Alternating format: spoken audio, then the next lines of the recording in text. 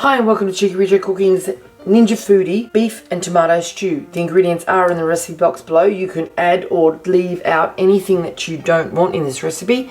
It's really like a crisper whisperer recipe where you can actually grab whatever's got to be used quickly and throw it all in. Now I'm using celery, but I'm also using the celery leaves because there's gazoodles of flavour in those and they'll just sort of sweat right down and impart the flavour to the rest of the recipe. I'm using fresh tomatoes. If you don't have fresh tomatoes, by all means use frozen or canned. I've got some of my homemade meat stock there, and I've also got some steak which has just been cut into cubes about so big, and most of the fat has been removed. Having said that, I'm going to be adding fat to the Ninja Foodi to get some nice caramelization on that meat or activate the Maillard reaction. Now, to our Ninja Foodi, we are going to add butter. It's already on the saute function, so it's going to sizzle when it hits.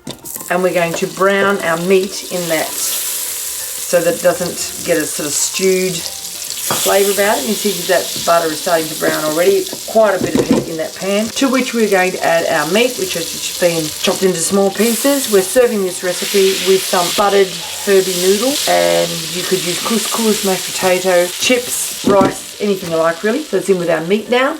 Now, to make sure that this meat browns nicely, I'm going to sprinkle it with our vegetable stock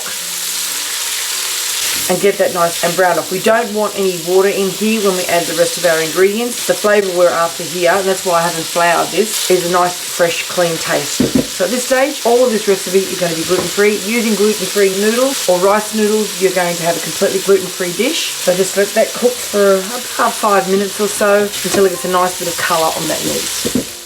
Okay, it's browning along nicely now. We're going to add our garlic, just very roughly chopped. Our bacon. Doesn't matter if a couple of onions get in there, they won't hurt. You could use the leftover pieces off the ham bone. You could use any number of spicy sausages in here if you wanted to. Even mushrooms would be lovely. Okay, that's all broken up and nice and brown. Now it's in with everything else. So our celery, our onions, our carrot, in they go. Our tomatoes can go in now.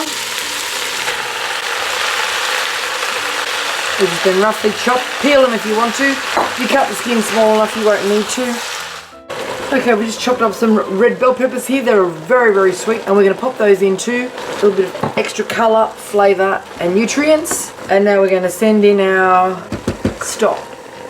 We're going to put the pressure cooker lid on there now and just cook it for 5 minutes. That's all we need to do. Then we're going to put it back onto the saute function and reduce it down to the thickness that you like. If you want to, you could thicken it at that point with maybe some potato flour or some corn flour, or even some finely ground almond meal would give it a nice flavour, extra nutrition, plus the added advantage of thickening it. So it's already boiling at this stage. We're going to put our pressure cooker lid on.